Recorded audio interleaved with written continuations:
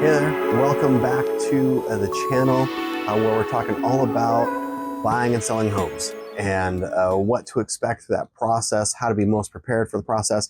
And specifically, these most recent videos, we're talking about the buying process. And so, what we've done so far, we've gotten the pre approval, we've gone home shopping, we've made our offer on a property, the offer's been accepted. And now that it's been accepted, what are the next steps? Well, um, other than starting your loan application and getting turning in your earnest money, we have the inspection. And so this video, we're going to talk about the inspection, what to expect, and um, I won't say necessarily best practices because best practices are really relative to your state and the state laws and whatnot. But I'll just kind of share a little bit about what my experiences have been and what I kind of do or tend to do with my clients and some experiences we've had with some inspections. So I want to clear something up first of all about inspections, and that is, or I should say, I'm at a home inspection right now. So you might see the inspector walk around, or he's got a drone right now checking out the roof. Anyways, won't let that distract me too much. But I do want to clear something up, and that is homes don't fail an inspection. Okay, the inspection is really subjective. The inspection is does it meet your standards? You know, there's going to be things wrong with every home. If there were ever homes that didn't have something wrong, people would just build them that way or do things that way, and then inspectors wouldn't have a job. But there's always going to be things that no matter how much we do, we're going to miss, or we just don't care about certain things. Well, the inspector's still going to note those things. And so no home actually fails an inspection. It's purely about the buyer's subjective opinion of what they see on the inspection report. And there's plenty of homes that are really, really crappy that you might think fails the inspection, but in reality, an investor wants it, right? They're going to buy it. It didn't fail their inspection. They still want the property. And so with all the things that are on an inspection report, you can choose any of them to say, oh, it's failed, and then back out, right? So I don't want you to ever think that homes can actually fail an inspection, like you fail a test. It's more about whether or not it met the buyer's standards. So what is the process? What is the process of going through the home inspection? So, you probably don't know a lot of home inspectors. Unless you do, but you probably don't know a lot of home inspectors, but your agent should know a few, and they can refer you to some. You can certainly Google them. You can look on Yelp, whatever, and you can try to find home inspectors. And it's your choice as to who you use. You don't have to use the one your agent recommends, but if you have a trusted agent, they probably use home inspectors for a reason. And so some home inspectors will offer warranties on their inspections. Some will offer other inspections on top of the regular one. And when we're talking about home inspection, one of the things to be aware of is you have your regular home inspection, but then you might have a termite inspection that's separate, or maybe radon gas, or if you want separate things done, like one of the things that's common if you've got a home on a hillside or something, or a lot of properties on hills, they might have a geotech. Take a look at it, make sure the hillside is structurally sound. A lot of all those things are separate from the structure, I won't say structural inspection, but from actually inspecting the house itself. So, but you can vet agents or inspectors as much as you want. So maybe your agent gives you 2 or 3 options, and you can call them, ask them questions, and decide who you want. You can just let your agent schedule it and pick them, and you pay for it and do your thing, right? It's totally up to you in that regard. Now, you'll sign an inspection agreement, and you'll pay for it up front. This is not a closing cost item. This is something that has to be paid at the time of service. And the inspection can range. I mean, this is going to vary, again, area to area, state to state, And it's gone up over the years too. When I first got started, in 2010, 11, I remember inspections being about $250. Like now they're about $450. But it can be anywhere from $350 to $500. It just depends on who you're hiring. So, and who you hire does make a difference. But in an inspection of an average size home, 1,500 to 2,500 square foot, is going to take about 2 hours, and it'll depend on, do you have a crawl space? Do you have an attic space? Are there shared walls? Like, is it a townhome? There's gonna be a lot of things like that that are gonna factor into how long your inspection takes. So be prepared for that. So if you're gonna take off work to go be at the inspection, you probably need to take a half day. You can't just zip out at lunch, be there for an inspection, come home or come back to work. Every inspector has their own way of doing things. But what I found is that typically they start on the outside, then they work their way to the inside, and then they'll do the attic space, and then they'll do the crawl space. And so they'll kind of work their way and look at all their things. What do they inspect? All right. It's usually a visual inspection. They can't like cut holes in things and look in the wall. Even if let's say you've got a bunch of mold and the wall seems kind of moist, they can't open that up to look behind there to see what's happening. If you notice leaking, let's say from a shower spigot, the shower thing, you can't open the wall to see what's happening behind it. So it's all visual. So they're going to be looking at flooring. They're going to be looking at the walls. They're going to be looking at the ceiling. They'll use flashlights and look and just see if they see any staining differentiation in color. They might have a moisture meter that they'll check around like toilets and sinks and things like that.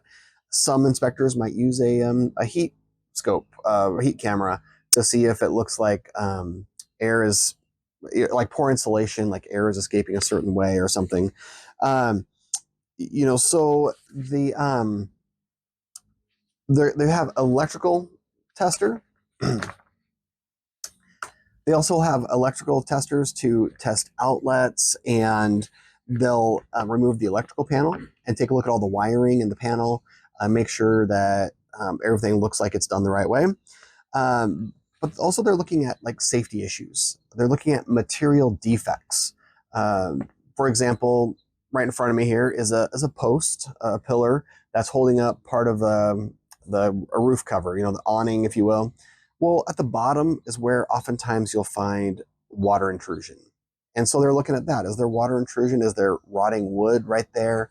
And they're looking at those kinds of things. Then they're not necessarily looking for building code issues, okay? Because they don't stay up to date on every single building code. But there are things that, as an example, slats in a stair rail, right, or a balcony rail. They might note they're too wide, and a child might, fall through them, and that's a safety issue. Whether or not it's the code for that city or county, it is a safety issue. And so perhaps that particular county hasn't actually changed their code to require that, or maybe the home is grandfathered in or whatever. And so that's why I say it's not always about the code. They're going to note safety issues, maintenance issues, things that are maybe repair or replace, things like that. And so they may or may not go on the roof. Depends on the slope of the roof.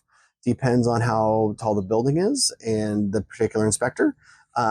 So I've known inspectors that did go on the roofs, and other ones that, they're using a drone getting close, or they'll use binoculars, kind of get a different area, different level, and get binoculars and be looking at the roof real closely. There's a variety of ways that they can be inspecting things and looking for things. They have a trained eye to look for things that you and I may not see.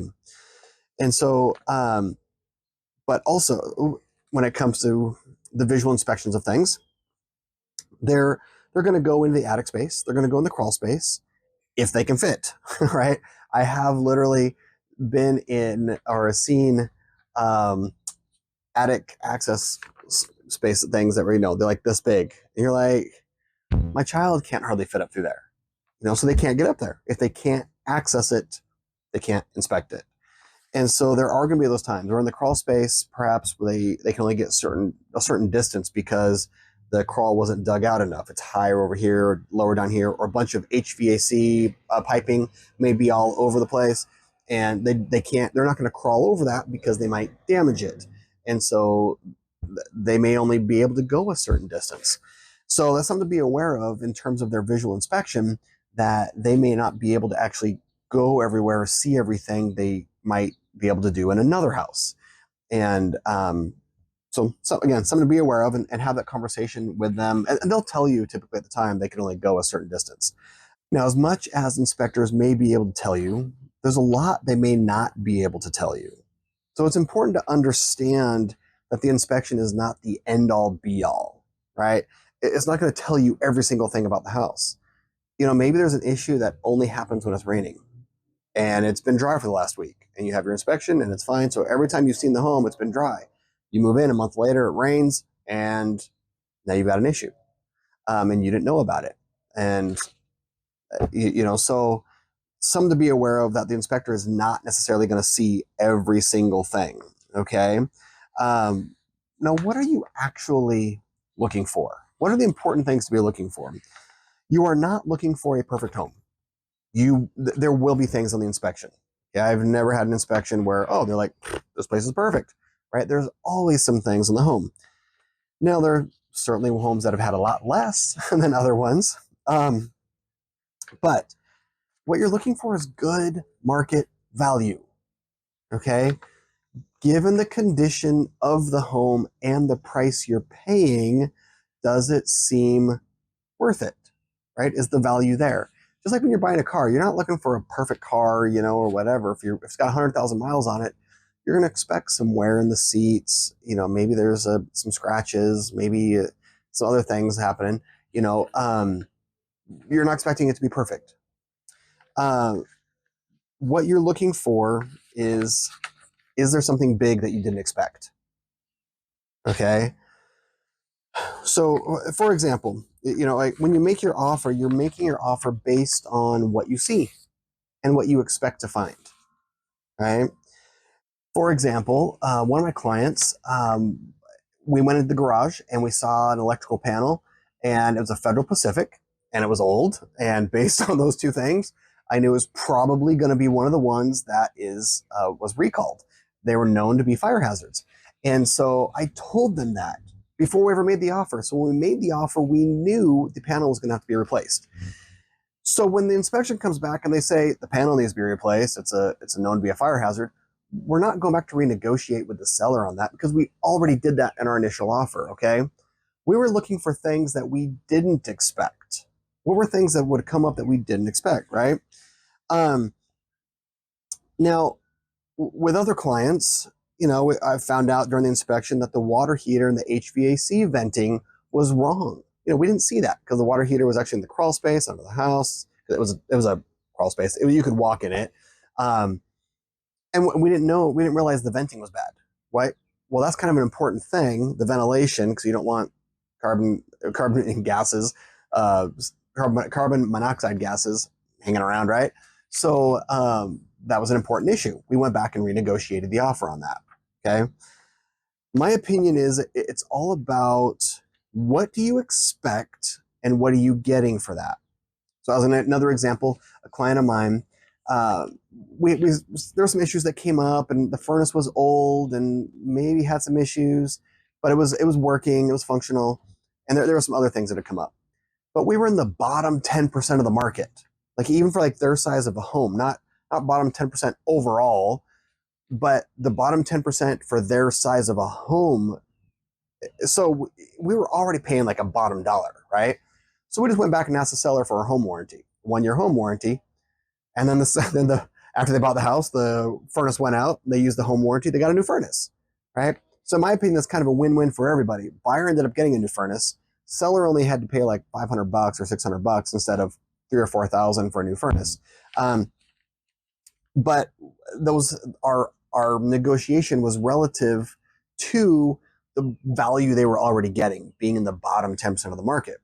Now, on the flip side, if you're in the top 10% of the market, maybe you want to ask the seller to do these things. Like if you're paying a top 10% price, you expect to have a top 10% condition, right? And so that's where it's just not cut and dry. Like, oh, water heater's old, we need it replaced. Oh, this, that, like, you can't just make a blanket statement on those things. It's about you, what you're expecting, what you're looking for, the market value on your home, and also, is it a buyer's market or a seller's market? I mean, all of those are factors at play here. And, every buyer is unique. And so, again, another example, I got a client who was planning a big remodel on a property. So even though things came up on the property, it's like, whatever. There was a bunch of things that came up, right? But they were going to do a big remodel. So they didn't care because they're going to tear all that stuff out anyways, right? So, but that's why it's important to have an inspection and to be talking with your agent and be knowing the market so that you can make the best decision for you and the way that you plan on living there. Something else to note is that houses, again, I keep making the connection to cars. Okay. I think it's the most similar thing that, most people go through multiple car purchases in their life, but maybe only a few house purchases. But if you've ever bought a car, then had something go wrong within a couple months or a month, and you're like, oh, the seller must have known about this and sold it to me and, whatever. It's like, well, no, not necessarily, because cars can literally all of a sudden go bad. And I can tell you, I bought a van, and it was in August, and then in January, we were having issues. And we hadn't had the issue before, and it was probably wearing, and then all of a sudden this engine issue came up, and I had to go get it fixed. It's the same thing with a house. Okay, you might have an issue a month after owning the home. Okay, it doesn't mean the seller knew anything about it. And I really want to caution you against immediately jumping to the conclusion, oh, the seller hid this from me. It's certainly possible. I've heard stories. Okay, I've heard about lawsuits. It's certainly possible, but I don't want you to jump to that conclusion that automatically the seller hid this from me. Okay, it's a material good. There's material defects. Things happen. Okay, so now when the inspection is done later that day, evening or so, you'll get a report. It could be 30 to 50 pages. Just depends on the program that they're using to fill everything out. Don't be scared by all the pages. Okay, there's usually a summary, and it's broken down into sections like plumbing and HVAC, exterior, different things like that. And it'd be easy to go back and kind of look at those things. For the most part, it should be easy to find what you're looking for. But if you ever have questions about the report, call your inspector. Say, hey, you noted this on the report. What does this mean? I don't understand. Now, should your agent be at the home inspection? I was trained to always be at the home inspection. Okay, because I want to see things. I want to know what's happening. I want to make sure I can help advise my client. But some agents think, no, I don't want to be at the home inspection. That's between the buyer and the inspector. And when the buyer's going to talk to the inspector, the buyer's going to say, I want these things to be fixed or replaced or whatever. And then the agent says, my job to negotiate that. And, is one better than the other? I don't know. I can't really tell you. What I can say is you should have this conversation with your agent up front. Are they typically at the inspection or not? Like, how do they do this? And then also decide for yourself, what do you want? Do you want your agent to be there so that where I find the benefit is we can communicate about these things to get like in a coherent way, or where we both recognize and understand, like we both saw this thing and we can talk about it clearly, as opposed to them trying to explain it to me. And I'm trying to look at the picture that the inspector took. And I'm trying to understand. I'd rather be there. That's the way that I work. So it's just important to have that conversation with your agent so that when the time comes, you know what to expect. what are they going to do? What is their typical practice, and are they going to be there? So um, that's really, I'll say, the overview on inspections. There isn't a lot that I can I'll say really put out there, simply because there are different laws. Like, for example, I know in Washington, like inspectors didn't even have to be like certified as an inspector. They had a business license and whatnot, but there wasn't actual state certification until like, I don't know, 2018 or something like that. So other states may still not have a certification process, and other ones may have a more rigorous process, and they may have actual specific things that are supposed to be checked. Again, every place is different, and I believe this is one area where it might be a little more subjective and different than some of the other aspects to buying a home. But I do hope that what I've shared with you about a little bit about the process, a little about what an inspector is doing, and what you should be looking for, looking at.